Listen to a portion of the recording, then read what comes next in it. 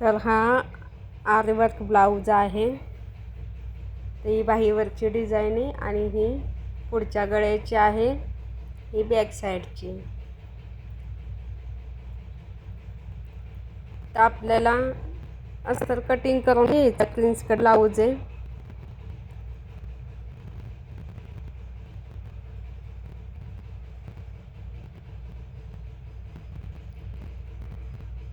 आपल्याला आधी अस्तर कटिंग करून घेऊन मग त्याच्यावरती व्यवस्थित आपल्याला कटिंग ठेवून आपल्याला कटिंग करायचे.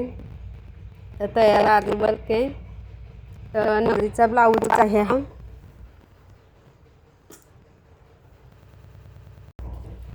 ते गावदेवासाठी ब्लाऊज आपण डिझाईन केले नाही, रेडीमेड डिझाईन याच्यावरती ती व्यवस्थित ॲडजस्ट करून आपल्या शिवून घ्यायची. तर कशा पद्धतीने शिवणार आहे ते तुम्हाला दाखवणारच आहे मी, पण आधी 2 व्हिडिओमध्ये बघा, कारण व्हिडिओ खूप मोठा होतो. त्यासाठी मी आधी कटिंग करून घेणार आहे. तर मी शोल्डर घेतलेले 7 इंच, हाफ गळा घेतलेला आहे 3 इंचाचा. तर आपला हा बोटनेक ब्लाऊज बनवायचा आहे, कारण पूर्ण डिझाईन आपल्याला बसली पाहिजे. तर छाती 9 इंचाचे 2 इंच मी वाढवून घेतलेले. 1 इंच आपण राऊंड शेपसाठी दिलेला आहे मुंड्याला. अशा पद्धतीने आपले बॅक साईड आपली कटिंग झालेले. तर खाली गळा मला नाही करायचं, कारण आरी वर्कचं पॅच आहेत, त्यामुळं पॅकच गळा येणार आहे. तर आपल्याला कशा पद्धतीने ॲडजस्ट करायचे ते शिकायचे. आता पुढचा भाग आपण कटिंग करून घ्यायचा आहे. तर पुढच्या भागाला मी शोल्डर 5 इंचाची घेतलेली, मागच्या भागाला 7 इंचाची ठेवले. तर पुढचा भाग मी 5 इंचाची शोल्डर ठेवून हाफ शोल्डर 3 इंचाची ठेवलेले. मुंडा 5.5 इंचाचा घेतलेला आहे, गळा पण 5.5 इंचाचा घेतलेला आहे. तर छाती आपली 9 इंचाची 2 इंच वाढवून घ्यायचे.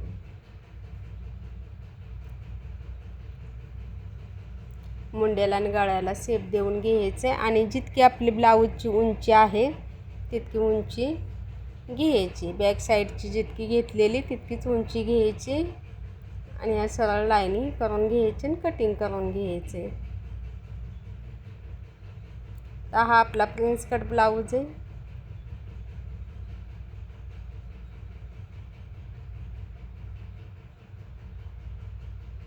तर गावदेवासाठी हा ब्लाऊज आपल्याला शिवायचा आहे व्यवस्थित.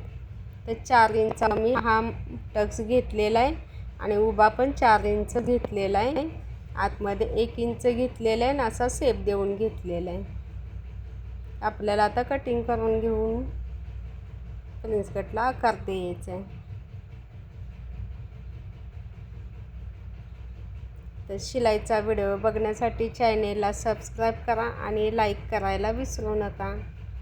तर आपलं हे आता अस्तर कटिंग झालेलं आहे. बाहीचं मी डायरेक्ट कटिंग करून घेतलेलं आहे. मी फॉर्म्युल्यावरून बाही कटिंग करून घेणार आहे. तर हाय असंच मी कटिंग करून घेतलेलं आहे.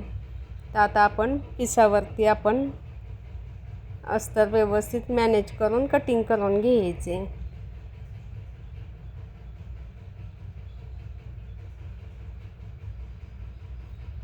तर असं पसरूनच ठेवलेलं आहे मी आणि त्याच्यावरती हाय तसा पीस ठेवून घ्यायचं ॲडजस्ट करून. व्यवस्थित ॲडजस्ट झाला पाहिजे. आपल्याला पॅचची डिझाईन मधोमध आली पाहिजे.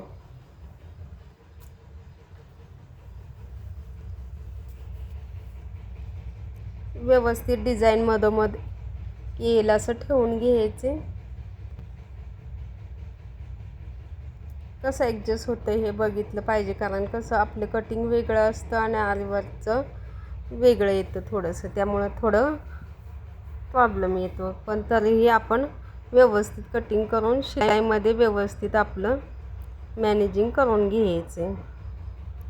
तर मी हाय तसं कटिंग करून घेतलेलं आहे बघा. थोडा काठ मी खाली सोडलेला आहे.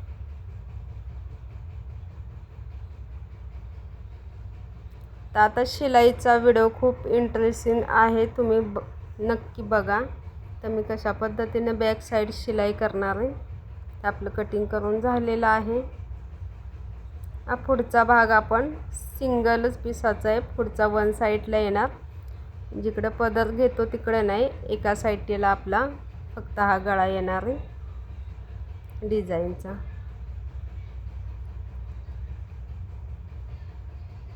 आता दुसरा भाग पण आपल्याला कटिंग करून घ्यायचा आहे दुसऱ्या साईडला.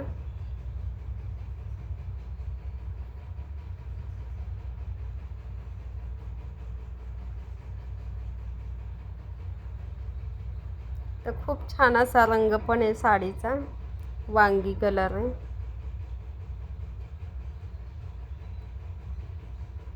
तर बाई मी हाय अशीच कटिंग करून घेतलेले, फॉर्म्युलावरून नाही घेतलेले. मी जेव्हा शिवायचे तेव्हा फॉर्म्युलावरून त्याला शेप देऊन घेणार आहे बाईचा.